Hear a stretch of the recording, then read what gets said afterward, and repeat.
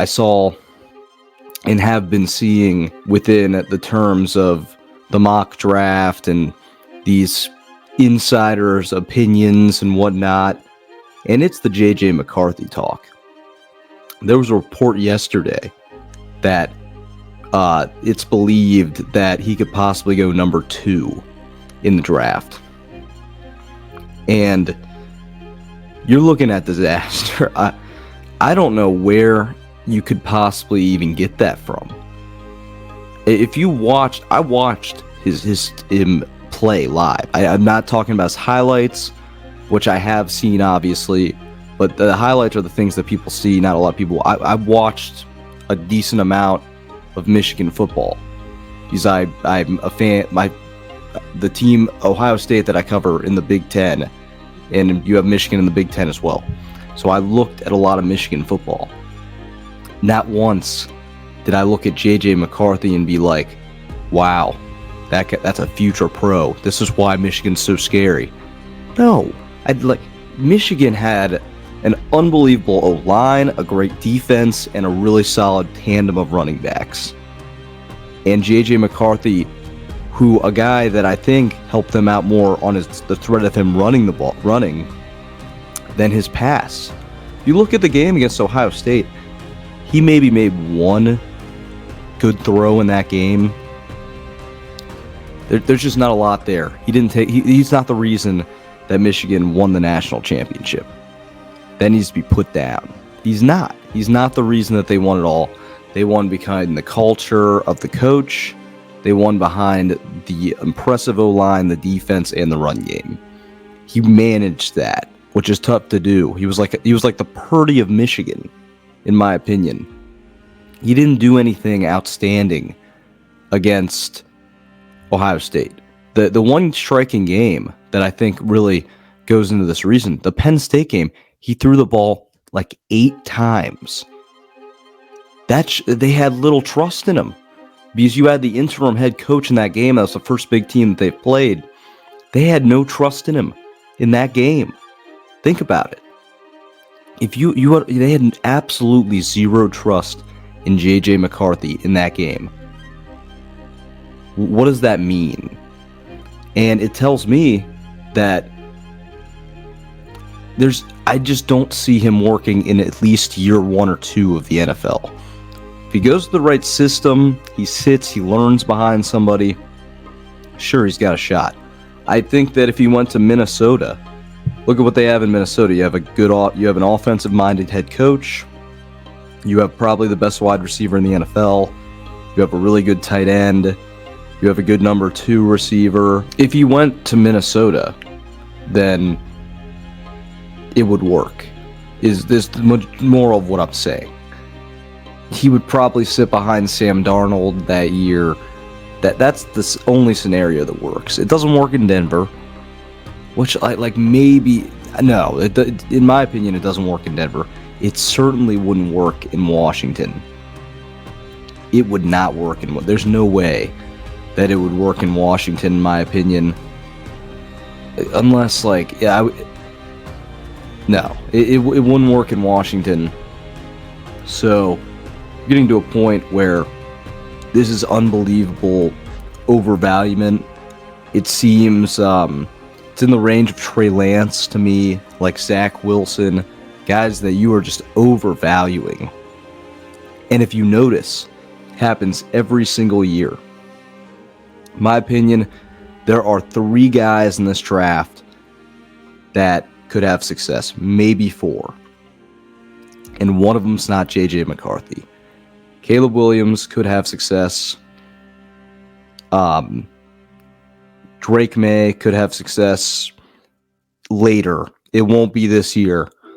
It will not be this year. He needs to sit down and develop, obviously. But he could have success anywhere with, obviously, the right intangibles. Jaden Daniels could be like... He's seeming more and more like an RG3 to me. If he could stay healthy, he could have a chance at success. And then I think Michael Penix is a quarterback that I like. I don't buy into the J.J. McCarthy stuff. And I saw him And like look at his numbers in college. They are not the numbers of a guy that would scream out to you, "This is a top 5 pick in the draft." He averaged less than 200 yards passing a game. He had 22 touchdowns in 15 games last year. 22 touchdowns in 15 games last year. It's overhyped to me. Like, rip Caleb Williams all you want, and there's a lot of things that I don't like about him. I don't think he's this generational guy, but he's had 93 touchdowns in 2 years. So I mean, like, if you're like, it's a ridiculous amount of, or in whatever. I know at some point in college he has 93 touchdowns. It's a ridiculous number, and even with all the knocks that I would give him, like, I think we're gonna look back and this QB class is gonna be more on par with a 2021 than a 2020, or where you had in that draft, you had Trevor Lawrence, you had Zach Wilson, Trey Lance, Mac Jones, Justin Fields, and there's probably only 2 of them that even have a shot, and Justin Fields has been traded already. So I think people are way too high on JJ McCarthy. I think that it just scares me if you're in a really good college. If you notice, the best quarterbacks that have been in the NFL are ones that are on subpar college teams or were in subpar college situations. Like, Mahomes was at Texas Tech. They might have won 6 games. Who knows? Nobody remembers that. Andrew Luck's Stanford team wasn't great his senior year. You have to even go to Richardson, a guy that was looking like he was going to work. That's probably a bad example. But he went to like a 6-7 Florida. Joe Burrow's the big outlier here with the LSU team. I get that. It can happen because obviously there's a transition of where the college game is looking a lot more like the pro game.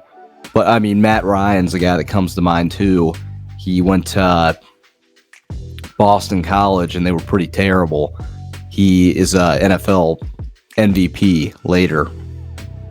So it varies, but the majority of the time, like, Josh Allen was told at times that he wasn't going to be getting scholarship offers. He had to go to Wyoming. Look at him now. Sometimes you have to go through bad coaches, bad chaos of environments in college to be prepared for the NFL, because that's the NFL every week. So the majority of the time, you're not getting a Kyle Shanahan who is just going to make everything all right.